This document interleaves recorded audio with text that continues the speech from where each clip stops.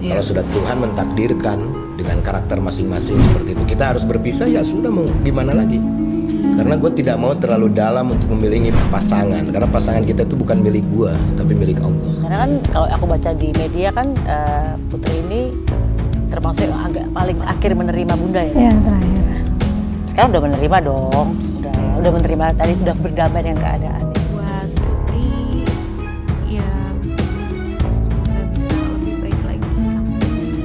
Semoga bisa menerima kenyataan, karena Bunda juga sama di posisinya sama-sama, tapi lama-kelamaan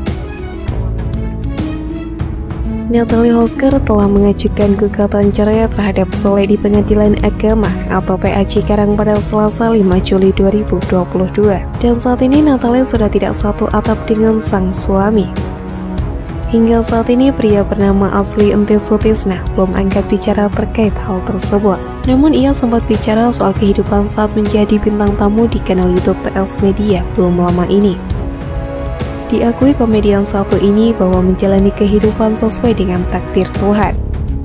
Dulu gue sebelum jadi duda, gue juga mempertahankan kalau sudah Tuhan menakdirkan dengan karakter masing-masing harus pisah, ya sudah, mau gimana lagi, ungkap ayah Rizky Febian. Ditegaskan oleh Soleh bahwa pasangan dalam hidupnya tak 100% miliknya, untuk itu ia memasrahkan kepada sang Halik. Sebetulnya karena kita baru, maksudnya menikahnya itu kan terlalu cepat. Jadi memahami karakter dan yang lain-lain. Terus Natalie sendiri pun dia bebannya banyak, ya kan. Dia harus ngurus adik-adiknya, dia harus ngurus anak-anak gua, dia harus ngurus gua, belum ngurus karyawan dan yang lain-lain. Dia mungkin pusing. Dan umur dia itu kan sekarang 29 mau 30 lah. Jadi disitulah puncaknya emosi-emosi dia yang memutuskan ya dia udahlah. Udahlah daripada berantem terus, terjadilah pertengkaran berapa. Kalian baru nikah tuh ya? Baru nikah, gue makan orangnya santai aja, biarkan saja, ya kan gitu. Akhirnya mendingan gue yang meminta maaf lah. Oh, lo minta maaf? Udah, habis itu udahlah, balik lagi lah, gitu, ke sini. Nah, diselamatkannya itu kan baby gitu. Jadi memang sudah garis Tuhan seperti itu. Jadi banyak pelajaran dalam hidup. Gitu. Tapi anak lagi-lagi ya, benar sih. Kalau gue sih prinsip begini ya, maksudnya jalanin hidup, toh taruh dulu juga gue sebelum jadi duda kan gue juga mempertahankan. Kalau sudah Tuhan mentakdirkan dengan karakter masing-masing seperti itu, kita harus berpisah, ya sudah, mau gimana lagi. Karena gue tidak mau terlalu dalam untuk memilih pasangan, karena pasangan kita itu bukan milik gue, tapi milik Allah. Udah dalam banget, jujur banget nih. Ya jalani aja, yang terpenting kan tanggung jawab, tidak mengkhianati. Udah gue mah prinsipnya begitu, sambungnya lagi. Beban hidup yang berat dijalani Soleh tak membuatnya stres. Ia pun membeberkan cara agar hidupnya bisa santai walaupun punya masalah yang datang. Untuk saat ini gue mencoba untuk membuang semua pikiran-pikiran negatif. Jadi gue di rumah kadang-kadang nangis. Ya Allah, sampai kapan segininya ya? Tapi jangan sampai menyerah, gue harus siap dengan hal ini. Kan itu pilihan Allah, lo yang milih, lo harus bisa bergerak dong. Kadang gue ngomong sendiri, jawab sendiri, tambah Soleh. Aku nih udah mulai tahu nih tipikalnya kayak gimana, kalau dikerasin takutnya gini, takutnya begini gitu. Karena yang melakukan itu aku sendiri gitu. Misalkan ya yang satu ada masalah, tanya sama suami saya, kenapa gini, ya kamu lah coba, kamu ada yang coba kamu selesain berdua gitu. Jadi kadang juga serba salah gitu kalau mau nyelesain berdua, takutnya tersinggung juga, sedangkan di sini posisinya sambung gitu loh, jadi takut. Oh, emang kakak suka ada cekcok juga sama Enggak cekcok, maksudnya ini kenapa ya begini gitu. Banyak yang menganggap Soleh tak berusaha untuk menyelesaikan permasalahan rumah tangganya dengan Natalie Holsker. Tapi rupanya Soleh punya cara sendiri untuk memperbaiki pernikahannya. Salah satunya adalah curhat dengan teman orang yang dipercayanya. Salah seorangnya adalah aktor dan komedian Dicky Chandra. Kemarin sempat curhat beberapa kali, ujar Dicky Chandra mengutip dari video di kanal YouTube Seleb On Gang News pada Jumat 8 Juni 2022. Dicky Chandra kemudian bercerita bahwa Soleh dan Natalie Holsker menghadapi banyak masalah setelah menikah.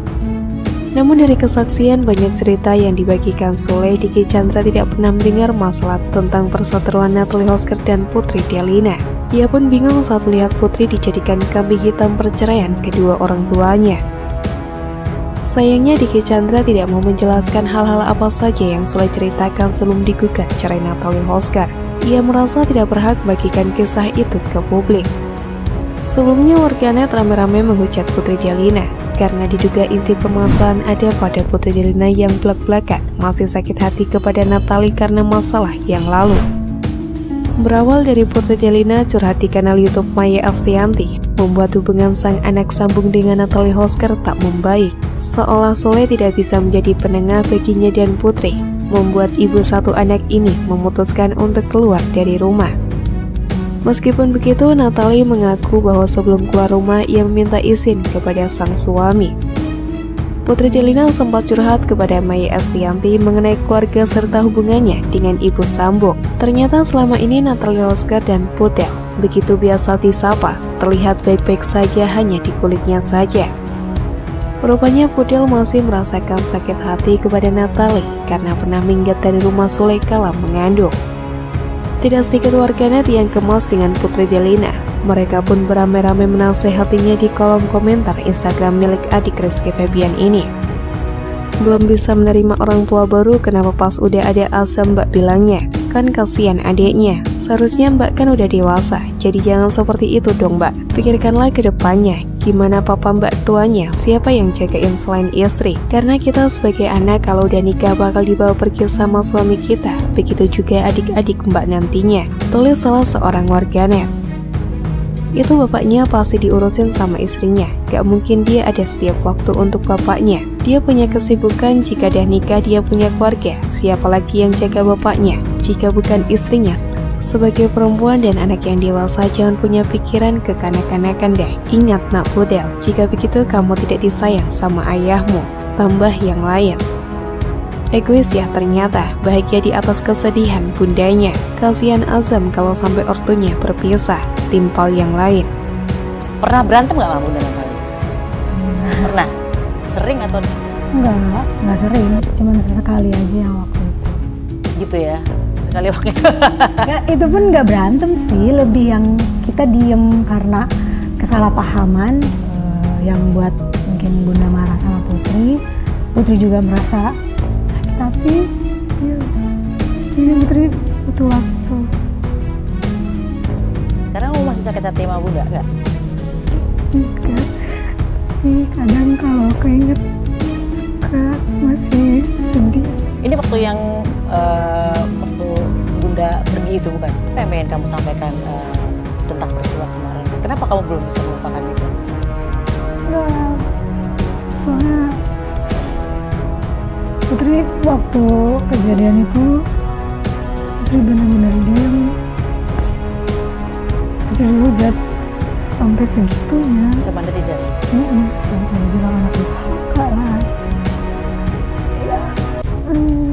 Yang keinget sih lebih yang kenapa harus seperti ini gitu, kenapa nggak ada untuk inisiatif untuk minta maaf ke Putri gitu.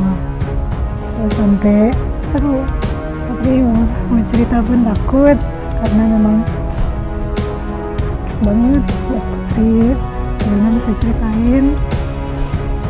Cuma ya udah, semua kan keputusan ayah dan yang masih jadi pasangan juga gitu kan. Ya mencoba berdamai dengan keadaan. Ya bedanya waktu ya udah.